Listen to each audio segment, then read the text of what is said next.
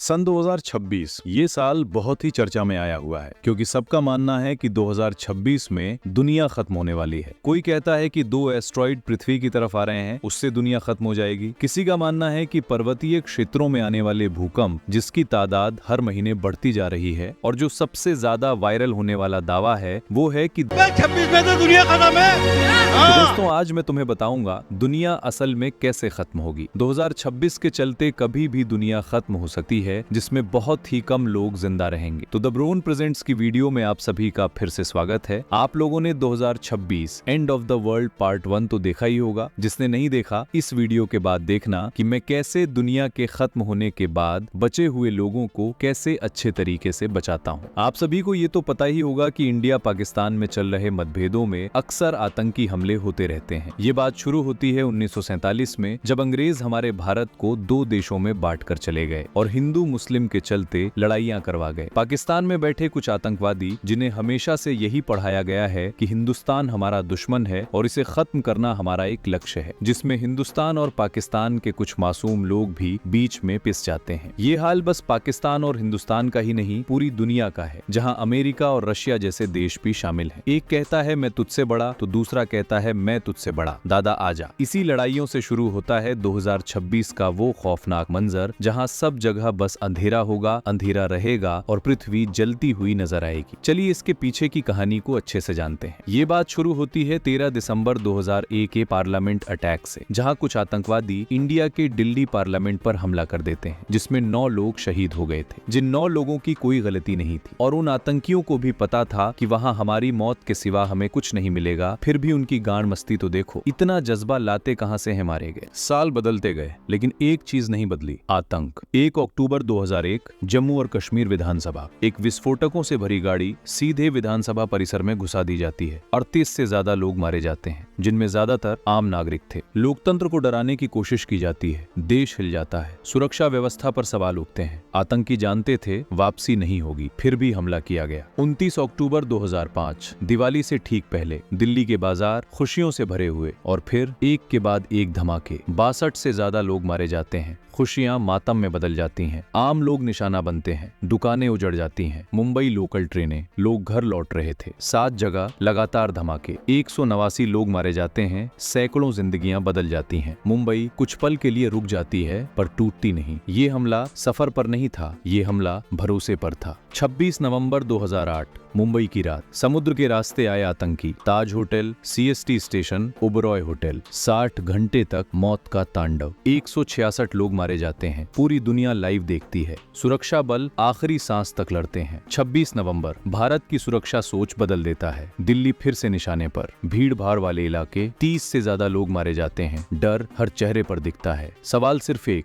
क्या आम इंसान सुरक्षित है? 2 अप्रैल 2010 दंतेवाड़ा छत्तीसगढ़, जंगल, खामोशी और फिर घात लगाकर हमला। 76 जवान शहीद हो जाते हैं। ये सीमा की लड़ाई नहीं थी, ये विचारधारा की लड़ाई थी। जंगल खून से लाल हो जाते हैं। 14 फरवरी 2019 पुलवामा, कश्मीर, CRPF कॉन्वॉय, एक विस्फोटकों से भरी गाड़ी, टकराव और सब कुछ खत्म। 40 जवान शहीद। पूरा देश रोता है, पूरा देश गुस्से में है। ये हमला सेना पर नहीं था, ये हमला हर भारतीय पर था। 2016 के बाद कश्मीर में टारगेटेड अटैक, छोटे हमले लेकिन गहरा डर, आम नागरिक, अल्पसंख्यक, सुरक्षा बल, सब निशाने पर। आतंक का मकसद साफ था, डर। अब लड़ाई सामने से नहीं, प्रॉक्सी और आइसोलेटेड अटैक से। सुरक्षा एजेंसियां सतर्क हैं, कई हमले समय रहते रोके जाते हैं। आगे इस दुनिया को खत्म करने वाला एक अटैक होता है, जो इस दुनिया को खत्म करने के कगार पर ले जाने का काम करता है। तो दोस्तों, तारीख थी 22 अप्रैल और दिन था मंगलवार। दोपहर के ठीक 2:45 पर देश के अलग अलग राज्यों से 40 से ज्यादा लोगों का एक ग्रुप कश्मीर के पहलगाम की बेसरन घाटी में घूमने आया था। सभी टूरिस्ट खुले मैदान में थे, कुछ टूरिस्ट दुकानों के बाहर लगी कुर्सियों पर बैठे हुए थे। तभी जंगल की तरफ से सेना की वर्दी और नकाब पहने आतंकी आते हैं। टूरिस्टों के नाम पूछे, पहचान पत्र चेक किया, कलमा पढ़वाया, पैंट तक उतरवाई और जो मुसलमान नहीं थे उन्हें गोली मार दी। करीब 10 मिनट तक गोली चलाते रहे। टूरिस्ट और वहां के दुकानदारों को समझ आ गया कि ये आतंकी हमला है। शुरुआत में एक टूरिस्ट के मरने की खबर आई। रात के 11 बजते बजते मौतों की संख्या बढ़कर बढ़कर 27 हो गई। एक रिपोर्ट के मुताबिक ज्यादातर मारे गए लोग पुरुष हैं। टूरिस्टों को शुरू में पता ही नहीं चला कि क्या हो रहा है, क्योंकि हमलावर सेना की वर्दी पहने हुए थे और मास्क लगाए हुए थे। महाराष्ट्र के पुणे की आशावारी पहलगाम में घूमने आई थी। उन्होंने एक मीडिया चैनल को बताया कि हमलावरों ने सिर्फ पुरुषों को निशाना बनाया। खास तौर पर उन्होंने हिंदुओं को जबरदस्ती कलमा पढ़वाने की कोशिश की। जो नहीं पढ़ पाए उन्हें गोली मार दी। मेरे सामने मेरे पापा को 3 गोलियां मारी। सवाल उठता है, सबके कश्मीर में हमला होना क्या सिर्फ एक सहयोग है या आतंकियों की सोची समझी चाल है? आइए इसके पीछे की पूरी कहानी 2 थ्योरी में आपको समझाता हूँ। और आतंकियों ने हमले के लिए 22 अप्रैल का दिन ही क्यों चुना? फर्स्ट ऑफ ऑल आपको बताएं कि अमेरिकी उपराष्ट्रपति भारत के दौरे पर थे, तो ये आतंकी हमला हुआ। इसी तरह 20 मार्च 2000 को उस समय के अमेरिकी राष्ट्रपति बिल क्लिंटन भारत आए थे, तो अनंतनाग जिले के छत्ती सिंहपुरा गांव में आतंकियों ने हमला कर दिया था। तब हमले में 35 सिख मारे गए थे। कश्मीर में ये पहली बार था कि आतंकियों ने सिखों को निशाना बनाया था। तो इसके पीछे की एक थ्योरी ये कहती है कि अमेरिकी उपराष्ट्रपति की यात्रा का एक सिक्योरिटी प्रोटोकॉल होता है। उनके आने से पहले ही 2 C-17 ग्लोब मास्टर प्लेन आ गए थे। अमेरिकी एजेंसियों ने डेरा जमा लिया, इंटेलिजेंस एक्टिवेट है। इसके बावजूद आतंकियों ने कश्मीर पर हमला करके ये संदेश देने की कोशिश की है कि हम कभी भी कुछ भी कर सकते हैं, और इससे अमेरिका की नजर में इंडिया की छवि खराब हो सकती है। और दूसरी थ्योरी का तार पीएम मोदी के सऊदी अरब से दौरे से जुड़ा हुआ है, और इसके साथ ही आतंकी संदेश देना चाहते हैं कि कश्मीर का मुद्दा मरा नहीं है। 22 अप्रैल को पीएम नरेंद्र मोदी सऊदी अरब के जिद्दा पहुंचे। 2 दिन का ये दौरा कई दिनों पहले से तय था। सऊदी अरब के दौरे में पीएम मोदी वहां के क्राउन प्रिंस से मुलाकात करने गए थे। दोनों नेताओं के बीच योग, मीडिया, मनोरंजन और खेल को लेकर MOU साइन होने की उम्मीद थी। ऐसे में सऊदी अरब के पुराने दोस्त, स्ट्रेटेजिक पार्टनर पाकिस्तान को पीएम मोदी का ये दौरा कहीं न कहीं चुभ रहा था। थिंक टैंक स्नोबर इंस्टीट्यूट के डायरेक्टर और पाकिस्तानी एनालिस्ट कमर चीमा के अनुसार पीएम मोदी का सऊदी दौरा पाकिस्तान के लिए एक तरह का चैलेंज है। और खबर ये भी था कि सऊदी अरब पाकिस्तानी भिखारियों के लिए नया नियम ला रहा था। वहीं भारत के पीएम मोदी अरबों डॉलर की डील करने जा रहे थे। इससे आगे अब आतंकियों ने यही दिन क्यों चुना, इसकी वजह क्लियर हो चुकी थी। यानी आतंकियों ने सऊदी अरब समेत मिडिल ईस्ट के मुस्लिम देशों और भारत सरकार को एक मैसेज देने की कोशिश की थी कि कश्मीर का मुद्दा अभी खत्म नहीं हुआ है। Retired lieutenant general Sanjay Kulkarni कहते हैं कि ये आतंकी हमला टाइमिंग देखकर और सिस्टमेटिक मेथड से किया गया है। भारत के प्रधानमंत्री मोदी मिडिल ईस्ट गए हुए थे। ऐसे में ये वारदात भारत को नीचा दिखाने के लिए ही की गई है। अब सवाल था कि आतंकियों ने हमले के लिए पहलगाम जगह क्यों चुनी? तो बात यह है कि इस बार अमरनाथ यात्रा 62 दिनों की होने वाली थी, जो 9 अगस्त को समाप्त होती। हर साल होने वाली ये यात्रा हमेशा सिक्योरिटी के नजरिए से काफी सेंसिटिव थी। इस यात्रा पर हमला होने का खतरा बना ही रहता है। इसके चलते जम्मू कश्मीर सिक्योरिटी और इंटेलिजेंस एजेंसियां चौकन्नी रहती हैं। तो इस बार जिस जगह हमला हुआ था उसी जगह से अमरनाथ यात्रा शुरू होती है, यानी पहलगाम के बेस कैंप से यात्रा शुरू होती है। करीब 36 किलोमीटर का सफर तय करने के बाद श्रद्धालु अमरनाथ पहुंचते हैं। ऐसे में पहलगाम में हमलावर आतंकियों ने अमरनाथ यात्रा के लिए धमकी भी दी थी। वहीं इस हमले की एक कहानी ये भी थी कि भारत ने चेनाब ब्रिज पर दुनिया का सबसे ऊंचा रेलवे ब्रिज तैयार कर लिया है। इससे अब श्रीनगर के लिए सीधी रेल कनेक्टिविटी पॉसिबल हो पाई है। 25 जनवरी को कटरा श्रीनगर रूट का सफल ट्रायल भी हुआ था। ट्रेन सुबह 8 बजे कटरा से रवाना हुई और 11 बजे श्रीनगर पहुंची। ट्रेन ने 160 किलोमीटर का सफर 3 घंटे में पूरा किया था। 19 अप्रैल 2025 को पीएम मोदी इसका उद्घाटन करने वाले थे। साथ ही कटरा यानी माता वैष्णो देवी पहुंचकर जम्मू कश्मीर वंदे भारत एक्सप्रेस ट्रेन को हरी झंडी भी दिखाने वाले थे। हालांकि किन्हीं वजहों से उन्होंने ये प्लान पोस्टपोन कर दिया। देश के बाकी हिस्सों से कश्मीर की ट्रेन कनेक्टिविटी होने से टूरिज्म तेजी से बढ़ने की उम्मीद भी थी। तो आतंकियों के इस हमले के पीछे का मकसद बहुत बड़ा था। इसके पीछे एक पूरा साइकिल चेन है, यानी हमले का मेन एजेंडा था कश्मीर में टूरिज्म को रोकना, जिससे वहां का बिजनेस इफेक्ट होगा, फिर लोग बेरोजगार होंगे, और जब बेरोजगार होंगे तो पैसे के लिए आतंकी संगठनों से जुड़ जाएंगे। वैसे एक अहम सवाल ये भी था कि क्या पाकिस्तान सेना चीफ ने आतंकी हमले का हिंट दे दिया था? दरअसल पाकिस्तान के आर्मी चीफ जनरल असीम मुनीर ने पिछले हफ्ते हिंदू मुसलमान में दरार डालने वाली बात कही थी और कश्मीर को पाकिस्तान की गली की नस बताया था। उन्होंने कश्मीर को गाजा से जोड़ते हुए कहा, पाकिस्तानियों का दिल गाजा के मुसलमानों के साथ धड़कता है। इस्लामाबाद में पहले ओवरसीज पाकिस्तानी सम्मेलन में जनरल मुनीर ने कहा, हमारा रुख बिल्कुल साफ है, हम अपने कश्मीरी भाइयों को उनके वीरतापूर्ण संघर्ष में अकेले नहीं छोड़ेंगे। वहीं retired lieutenant general Sanjay Kulkarni ने कहा तो था, जो जानकारी मिल रही है उसके मुताबिक आतंकियों ने नाम पूछकर लोगों को मारा, और अगर आतंकियों ने लोगों को चुन चुन कर मारा था तो ये भी काफी कुछ कहता है। घटना के बाद गृह मंत्री अमित शाह शाह सीधा दिल्ली से श्रीनगर पहुंच गए। वे राजभवन में सेना और प्रशासन के अफसरों के साथ हाई लेवल मीटिंग कर रहे थे। पहलगाम की घटना के बाद दिल्ली, मुंबई और दूसरे शहरों में अलर्ट जारी भी किया गया था। पीएम मोदी सऊदी अरब के दौरे पर थे, लेकिन हमले के बाद से वो समय से पहले भारत लौट आए हैं। उन्होंने कहा कि हमले के जिम्मेदारों को बख्शा नहीं जाएगा। वहीं इस हमले की जिम्मेदारी लश्कर-ए-तैयबा के हिट स्क्वाड यानी कि द रेजिस्टेंस फ्रंट टीआरएफ ने ली थी। टीआरएफ का मास्टरमाइंड सज्जाद गुल था, जो पाकिस्तान में बैठकर इसे ऑपरेट करता है। आपको बता दें कि लश्कर का प्रॉक्सी ग्रुप है। द रेजिस्टेंस फ्रंट यानी टीआरएफ 2019 में एग्जिस्टेंस में आया था। टीआरएफ के आतंकी जम्मू कश्मीर में काफी एक्टिव थे। इसकी फंडिंग पाकिस्तानी सेना और आईएसआई ही कराती है। जानकारी के मुताबिक इसे सज्जाद गुल, सलीम रहमानी और साजिद जट लीड करते हैं। जम्मू कश्मीर में 2019 के पुलवामा अटैक के बाद इसे सबसे बड़ा आतंकी हमला माना जा रहा है। हमले में जिन 27 लोगों की मौतें हुई थी, मरने वालों में एक यूएई और एक नेपाल का टूरिस्ट और 2 लोकल सिटीजन भी शामिल थे। बाकी टूरिस्ट यूपी, गुजरात, महाराष्ट्र, कर्नाटक, तमिलनाडु और उड़ीसा के थे। इसके बाद भारत ने अपना बदला लेने के लिए ऑपरेशन सिंदूर चलाया। जिन्होंने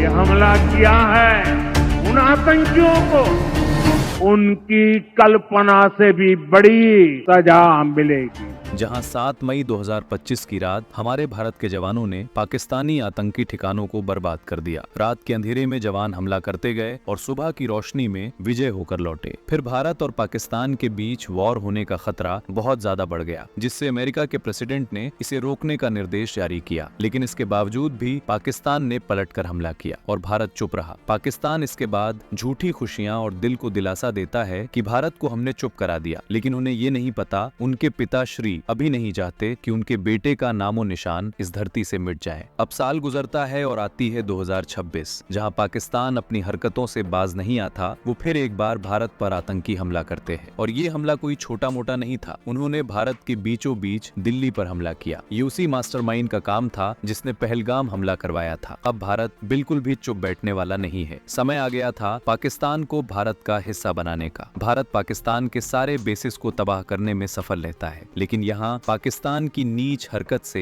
भारत के लाखों मासूम लोगों की जान चली जाती है, क्योंकि पाकिस्तान ने न्यूक्लियर बॉम्ब का इस्तेमाल किया, जिससे पूरे वर्ल्ड में हाहाकार मच गया। यहाँ से वर्ल्ड वार 3 की शुरुआत होती है। भारत के साथ Russia, Japan, south Korea, France, Afghanistan, Italy, Bhutan और भी कई देश शामिल हुए और पाकिस्तान के साथ चाइना, अमेरिका जैसे कुछ देश शामिल हो गए। वॉर को रोकने की दूसरे देशों में बहुत कोशिश की गई, लेकिन शायद यही से अंत की शुरुआत थी। इंडिया ने न्यूक्लियर हमले का बदला न्यूक्लियर बॉम्ब से ही लिया, जिससे पाकिस्तान का 1/4 हिस्सा बिल्कुल खत्म हो चुका है। अमेरिका ने भी अपने न्यूक्लियर एक्टिव कर दिए और रात में हमला करने लगे, लेकिन रशिया को इस हरकत के बारे में जानकारी मिल गई और उनका न्यूक्लियर रास्ते में ही खत्म कर दिया गया। लेकिन अमेरिका ने फिर से न्यूक्लियर एक्टिव किए, 2 इंडिया के लिए और 2 न्यूक्लियर रशिया के लिए। जैसे ही ये मिसाइल्स रशिया के रडार में आए, रशिया के सारे न्यूक्लियर बॉम्ब ऑटोमेटिक एक्टिव हो जाते हैं। दरअसल रशिया ने एक सिस्टम बनाया हुआ था, अगर कोई भी देश न्यूक्लियर अटैक करता है और रशिया की सीमा में प्रवेश करता है तो रूस के 6000 न्यूक्लियर एक्टिव हो जाएंगे, जो अलग अलग दिशाओं में चले जाएंगे। इस बात की जानकारी सभी देशों को पहले से थी। इंडिया ने अपने न्यूक्लियर एक्टिव किए, अमेरिका के लिए और चीन के लिए। इसके बाद सभी देशों के न्यूक्लियर एक साथ एक्टिव हो गए और अलग अलग दिशाओं में बढ़ने लगे और फिर एक ही दिन में सभी देशों एक का नाम निशान मिट गया। अब इस पृथ्वी पर सिर्फ आग की लपटें थी और चारों तरफ काला धुआं, और यहीं से 2026 का डर जन्म लेता है। जब इंसान हथियार उठाता है तो एस्टेरॉइड की जरूरत नहीं पड़ती दुनिया को खत्म करने के लिए, इंसान ही काफी है। इस वॉर से कौन कहां से बचा, कितने लोग बचे, किसी का कोई अता पता नहीं था, क्योंकि जीवित प्राणियों के लिए इसका धुआं भी जानलेवा है। तो दोस्तों, आपको मेरी ये थ्योरी कैसी लगी कमेंट करके जरूर बताइए, और 2026 एंड ऑफ द वर्ल्ड का फर्स्ट पार्ट जरूर देखिए, जहां मैंने दिखाया है कि बचे हुए लोगों को न्यूक्लियर के रेडियस से मैंने कैसे बचाया। इस खत्म होती दुनिया को मैं कैसे बचाता हूँ, ये आपको जरूर देखना चाहिए। मिलते हैं किसी नई इन्फॉर्मेटिव वीडियो में, तब तक के लिए